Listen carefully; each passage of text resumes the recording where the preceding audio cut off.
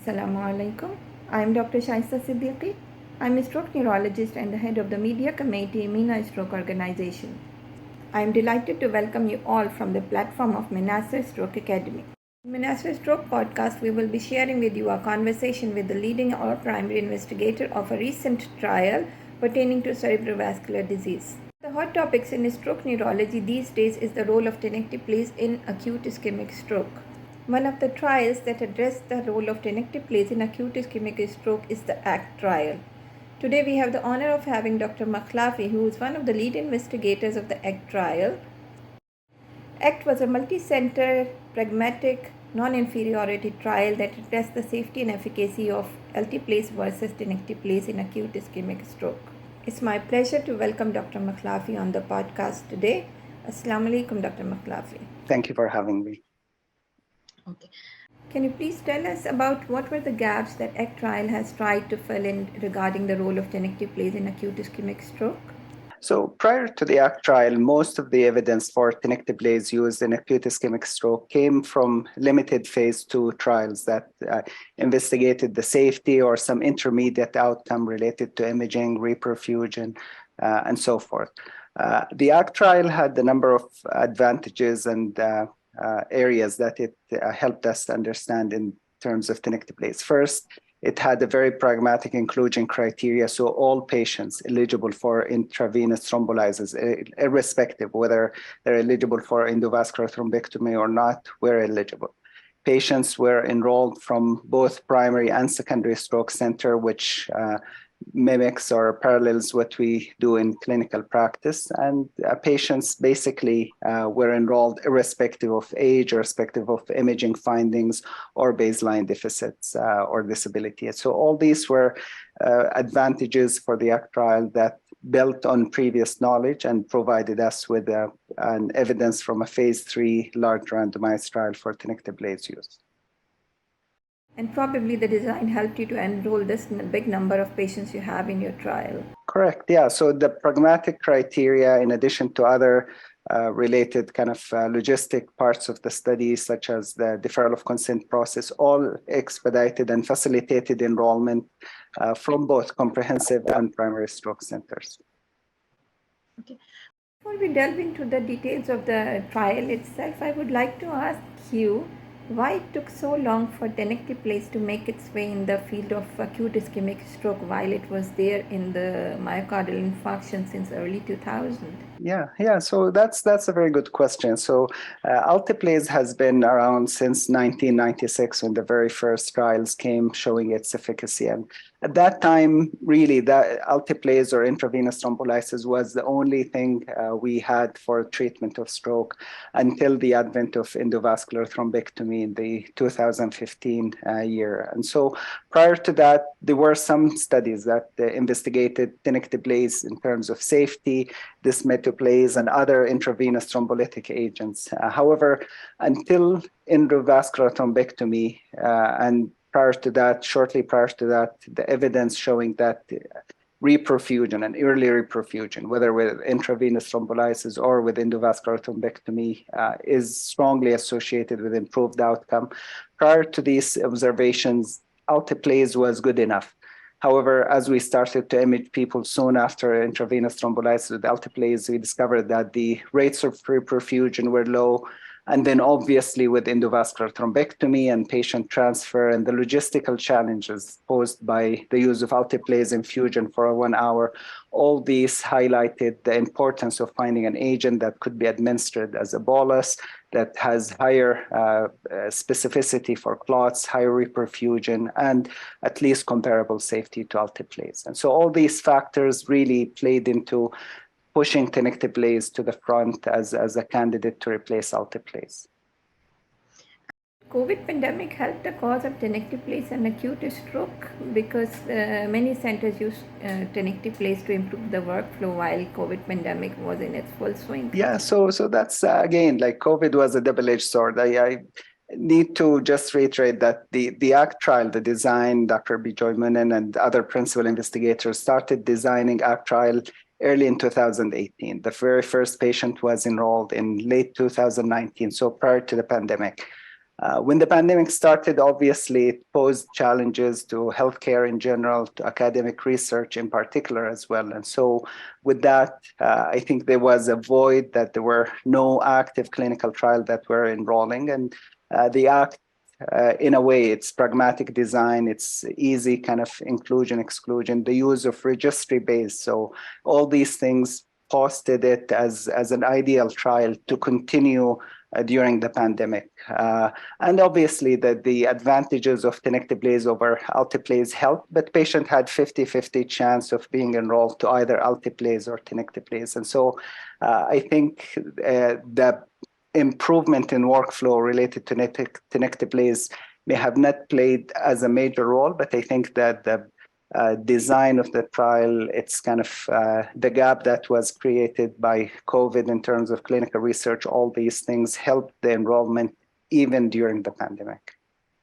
With similar door to needle and door to groin time in both the arms in your study in tenecteplase and alteplase, what's your comment about the role of time factor in the two arms? Yes, yeah, no, and it is, there will be a very detailed analysis of the workflow, but I have to stress one fact that across the board, whether for alteplase or tenecteplase, the door to needle time was very fast, was comparably fast. And so I think that minimized the efficiencies that could be gained by tenecteplase over alteplase. One thing that I think is a very interesting to see in the future is how does the door in, door out time. So patients who arrive to primary stroke center and require transfer to a comprehensive stroke center, how does tenecteplase fare in comparison to alteplase in those patients? Personally, I think that would be a big advantage area for tenecteplase for saving time, since it's just a bolus and the patient is ready for transfer.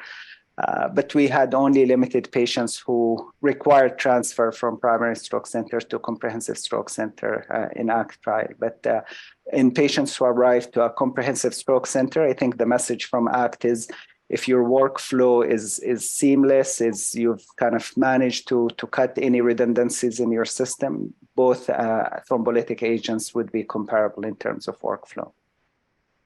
What was the rationale behind using this particular dose of tenecteplase in your trial?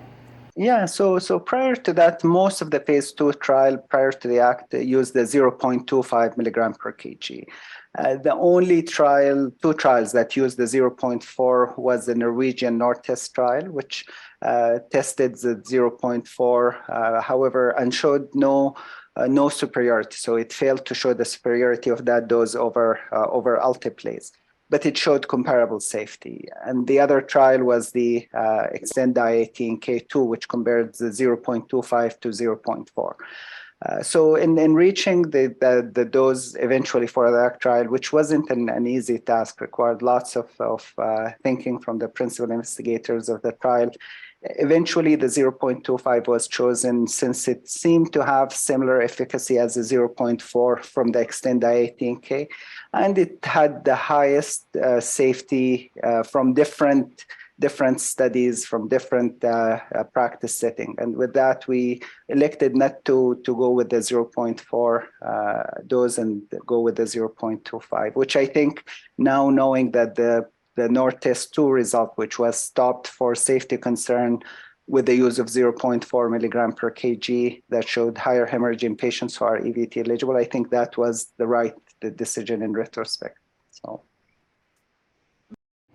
Being an investigator-driven trial, I just wanted to know whether the tenecteplase was covered in terms of finances for your patients? So there was no guidelines supporting the use of tenecteplase among all comers for stroke. There was some evidence to show that it could be superior to alteplase in patients who are EVT eligible, but really there wasn't a guideline support. However, the case that Dr. Menon and the principal investigator of the trial made to participating center is those patients are thrombolysis candidate. They would need thrombolysis, and tenecteplase is, at least in the Canadian health system, it's relatively cheaper than alteplase. It provides some advantages, and with that, the economic case was there, the scientific case for using it was there, and therefore, all sites participated, and patients received the study drug from sites without any provision of drug from the trial central site. About the design of the study, there was deferral of consent, there was registry links to acquire the data, and the randomization was web-based. How did they help in data acquisition and enrollment of more number of patients? Yeah, so the deferral of consent was actually essential for the conduct of the trial. I mean, one of the things with previous trial, if patients get randomized and the consent is obtained, they end up being delayed the standard of care treatment. And so the trial results may not reflect actual practice, and patient in the trial may have fared worse just because the treatment was delayed because of the trial logistics. So it was essential from the beginning of the trial, the discussion that was done with the ethics board to grant the trial deferral of consent rights, which was that those patients will require thrombolysis. From all what we know, these two medications seem to be equivalent from safety and efficacy, and therefore the ethics board were kind of reasonable in understanding the rationale and in granting a deferral of consent process. So that was an essential step to ensure that patients were treated in a similar manner to what we do in clinical practice. The registry linkage was another big advantages because it minimized redundancies, because there were kind of the outcome, the time metrics, and so forth were already collected in participating Canadian centers in one of the two registries, Quicker or Optimize. And so with that, again, there was no extra work, or at least no redundancy in the work that the centers need to do. So as they put the patient in the registry, the trial central core pull these results directly from the registry without troubling the sites to record these or send these times separately. So I think these were very I think they were very smart in terms of the use in the trial, and obviously they facilitated enrollment and made sure that the trial was pragmatic, was true to its essence of pragmatism, and thankfully reflected on the number and the speed that the trial was conducted in. Interestingly, there is a good representation of female population in your study, but with a mean age of 73 years and about 30% of the population above 80 years of age, I was wondering how the results will apply to the younger age group. Will the results be generalizable to the younger age group of acute stroke as well? Yeah, I would say so. I mean, obviously, because of the open inclusion criteria without age restriction, obviously they had to be adults according to the Canadian best practice guidelines. Apart from that, there was no upper limit for enrollment. And with that, I think, as you said, trials that had an upper age of enrollment preferentially ended up enrolling more men than women. But because stroke, especially as the age advance becomes more kind of as women in most kind of settings survive longer than men, ended up enrolling a good representation of women, and that reflects why there was almost 30% or so of the participant above the age of 80. For the younger population, again, thankfully we don't see many young stroke in the young, but there was about, on the top of my head, roughly 10% of participants were younger than the age of 55. And so with that, there was a good representation in the younger population. And I think with that, the findings of that trial will be generalizable across age spectrum as we see in clinical practice. One thing of note is that comorbid conditions and race and ethnicity were not particularly addressed in your trial. It was interesting because Canada is a home to people from all around the world. What's your comment about that?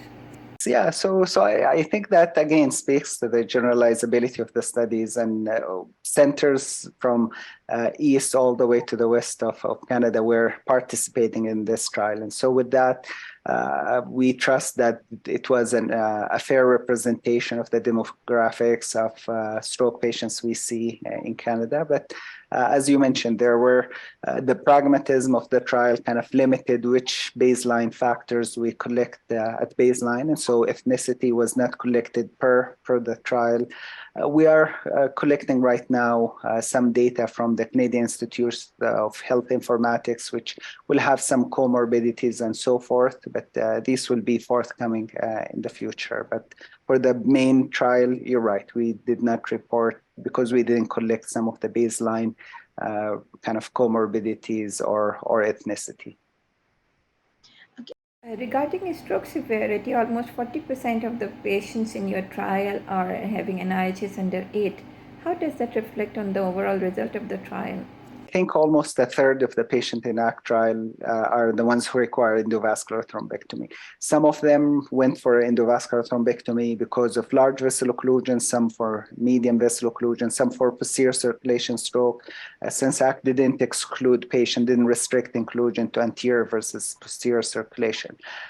The decision to proceed with endovascular thrombectomy was left to the treating physician as per the Canadian best practice guidelines. And so we didn't really have any input on which patient should undergo endovascular thrombectomy or not. And so with that, I mean, again, being a pragmatic trial, most of the patients we see in practice are the ones IV thrombolysis is the only treatment that's required, whether they have milder stroke or they have lacunar stroke or no occlusion, but they have clinical stroke. So all those patients were represented in the ACT trial, which reflected on the stroke severity. But there is a good representation from patients who underwent large vessel occlusion and underwent endovascular thrombectomy. And again, some of their results were presented in the World Stroke Organization Congress that was done last October, and paper will be hopefully coming forth. It's undergoing review right now. So. Some of the previous studies have shown better results in reperfusion and recanalization in patients who received tenecteplase with large vessel occlusion. Was the effect same in your cohort as well? Studies show that effect.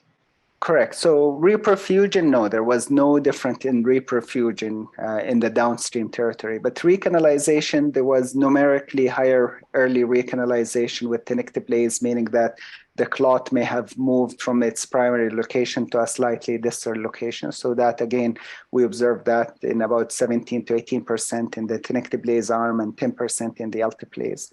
And I think that kind of align with previous observation that there might be better recanalization with tenecteplase than alteplase, but the initial reperfusion at least was comparable. One important difference between ACT trial and other trials that reported difference between the two agents is ACT trial was mostly patients who arrived to comprehensive stroke centers, received thrombolysis, and immediately went for endovascular thrombectomy. The median door to needle time was about 60 minutes, door to puncture time in the ACT trial was 60 minutes. So there wasn't really much time for either agent to take its full effect. And so I think it's important to bear these kind of results in mind when interpreting the difference in reperfusion or the lack of difference in the ACT trial, as compared to previous studies, which were mostly primary stroke patients who received thrombolysis and then transferred for mechanical thrombectomy. Okay. So what was the conclusion from the trial regarding the safety and efficacy outcomes? Overall, the two agents, so the trial was set to test the non-inferiority of tenecteplase, and tenecteplase was shown to be non-inferior to alteplase. And so I'd say they are fairly kind of comparable in terms of safety, in terms of efficacy across age groups, across patients with various kind of comorbidities or baseline disabilities and so forth. So as long as they are within 4.5 hours, either of these agents will be good enough to help improve the outcome. We hope to see tenecteplase in acute ischemic stroke guidelines soon. It already has made it to the guidelines. So the European stroke guidelines, the Canadian best practice guidelines already reflect that tenecteplase is at least as effective or kind of comparable to alteplase, and even tenecteplase is superior in certain areas in the European guidelines for patients who have large vessel occlusion and so forth. So it's already in the guidelines. I'm pleased to see that. So.